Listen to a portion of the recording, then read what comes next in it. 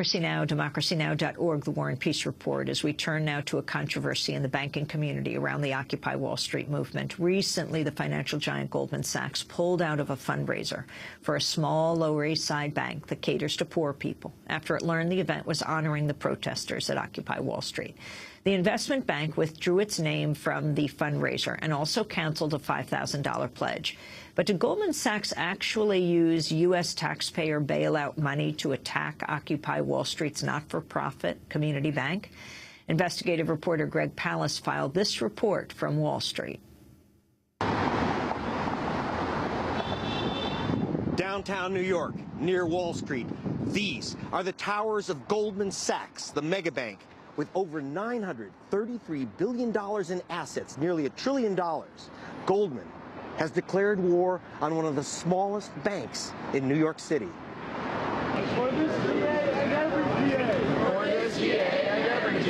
The story begins here at occupied Wall Street.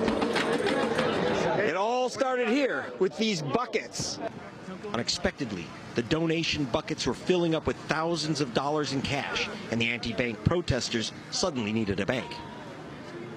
We basically started out here just thinking we were going to do a protest and maybe some people would come out. Then very soon we were collecting large amounts of donations and we're in way over our head.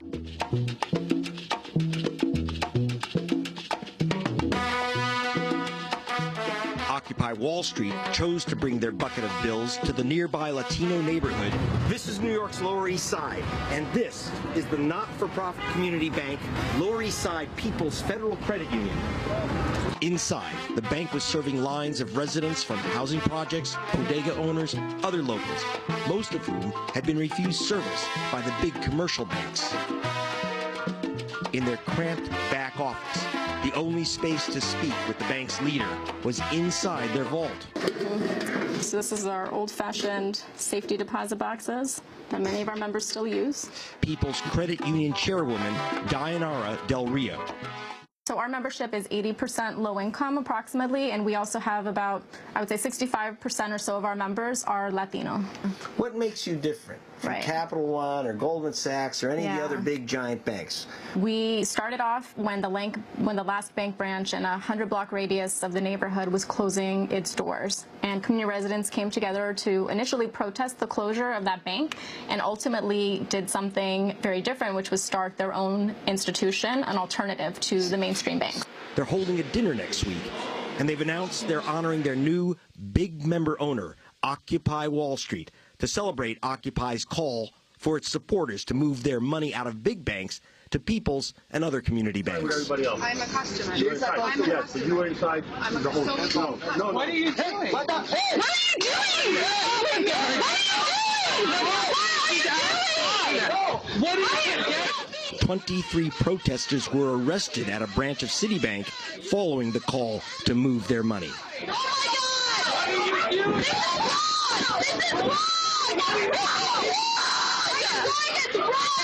And Goldman Sachs, which had donated $5,000 to the credit union, threatened legal action over the little bank's honoring Occupy Wall Street.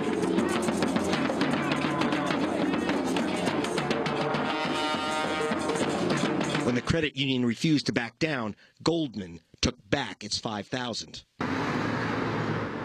The credit union members we spoke with backed their little bank. I mean, it was a courageous thing to do. They're saying that we have members who are part of us. We're part of the community. We are people-oriented. We are the people's institution, not the money's institution. So, yes, I think it was a great thing for them to do. We waited all day and night for an answer to our calls to Goldman. Were you trying to threaten the credit union for its support for Occupy Wall Street? We're waiting outside your building. Back at the Wall Street occupation, a street performer showed Goldman's system of the old give and grab back. Here you go, buddy. Thank you. For your cause. All right. Take care. Make sure you spend it the right way. Adios. Okay. Excuse me. I want my money back, please. Give me back my money. Oh, no. Give me back my money. From the occupied territory, Wall Street, New York, this is Greg Palast for Democracy Now! news for the 99%. Greg Palast, investigative reporter with the BBC, author of a number of books, including Our Madhouse, The Best Democracy Money Can Buy. His new book out in November is called Vulture's Picnic: In Pursuit of Petroleum Pigs, Power Pirates, and High Finance Carnivores. We are joined by Greg Palast right now. Continue to explain what exactly happened. It's not about $5,000 donation. First of all, it's not a donation. The issue is about a multi-billion-dollar battle over TARP money and the finance community. Back in 2008, Goldman Sachs, which was an investment bank, that meant that all their losses were there, was turned into a commercial bank within 24 hours so they could qualify for $10 billion in bailout funds. But as part of the deal, Amy. And explain commercial bank. Okay, commercial bank is the types where you put in your savings, and we, the taxpayers, and the government guarantees the profits or guarantees the solvency of that bank. So for Goldman to get into the $10 billion, to get their $10 billion check for bailout, they had to go from a gambling house, an investment bank, into a nice commercial bank. But they had to agree that they would then be subject to what's called the Community Reinvestment Act and return some of that money, a chunk of it. Most banks put in $1 billion, return a chunk of it back into low-income communities. Well, Goldman doesn't have any branches, so they gave money to the designated low-income bank of New York, Lower East Side People's Federal Credit Union, but they've been giving out the money in eyedroppers like this $5,000. Now remember, it's not a donation. It's a required payment under the law that they got in return for our $10 billion, okay? So it's not a donation. This is mischaracterized. It's a payment required by law with an eyedropper, but what they are doing is starting off something very dangerous and new, which is to say there are literally tens of billions of dollars in these funds for community reinvestment, boosted by the bailout funds. They see this as a political weapon, as a hammer to control the political discussion. These community development credit unions have been joining the Occupy Wall Street movement nationwide. It's about moving your money from the big banks to the small banks. Now, they're not worried about losing little deposits. What they are worried about is losing political control of the discussion.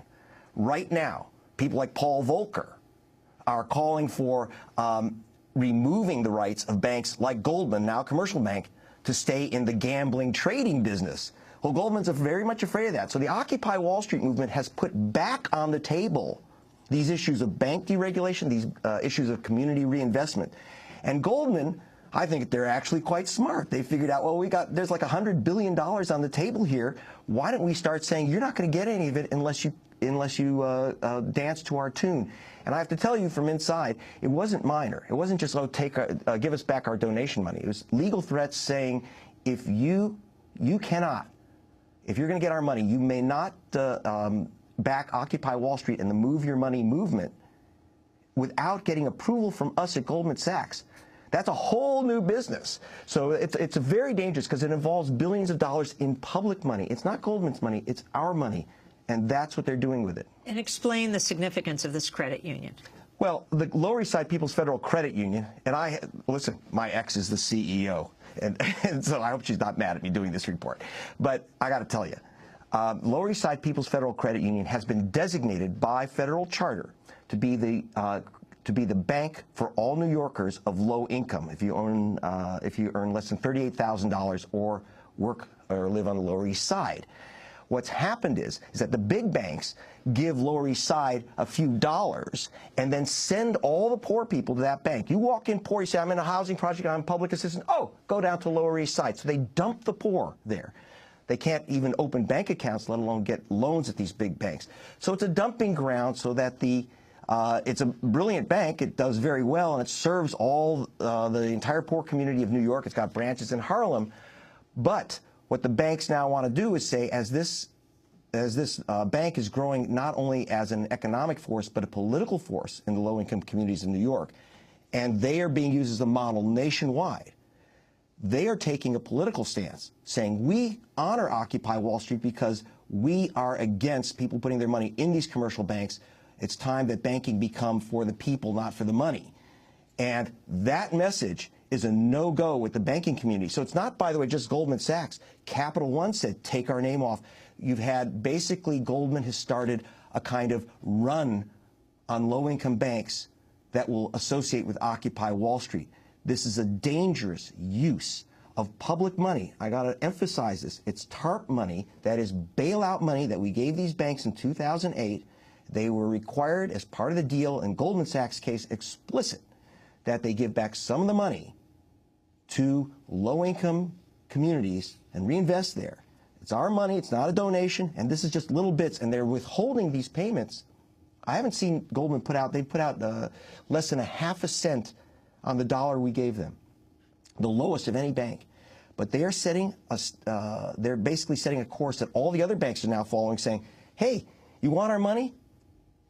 You have to clear your political positions with us at the big banks. This is a very dangerous new business, and I hope that with this report here on Democracy Now!, that the regulators are going to step in and say, no, this is not your money, this is our money, this is not a political weapon. It's a very dangerous new thing that the banks are doing. You tried to speak to Goldman Sachs. Boy, we tried to speak to Goldman. We actually staked them out, if you saw me at night, in front of their big office buildings just outside Wall Street on the West Side Highway. So we've tried.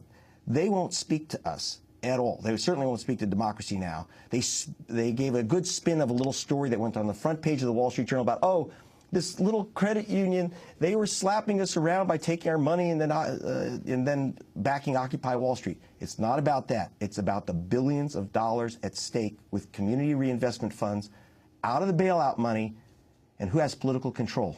You're not just a journalist, Greg. You started off in finance. You got your degree in finance. Yeah, believe it or not, I was a protege of a little guy named Milton Friedman.